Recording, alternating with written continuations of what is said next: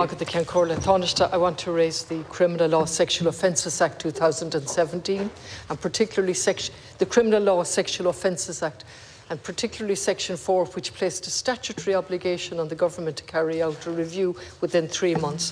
3 years. 3 years later, you did your job in the sense of appointing an independent person in July 20 when Amora Butler was appointed. She was to conclude the report within 3 months. That's 3 years ago, nearly 4 years ago now. Of course, that hasn't happened for various reasons, we're told.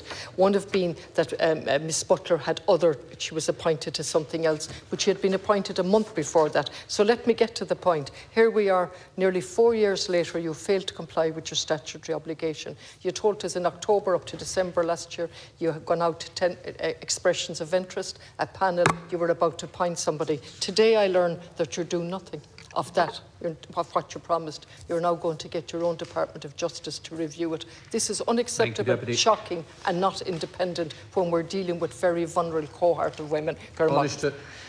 Yeah, I mean, two points. I mean, you've obviously learned, you've had some information from Justice today, is it?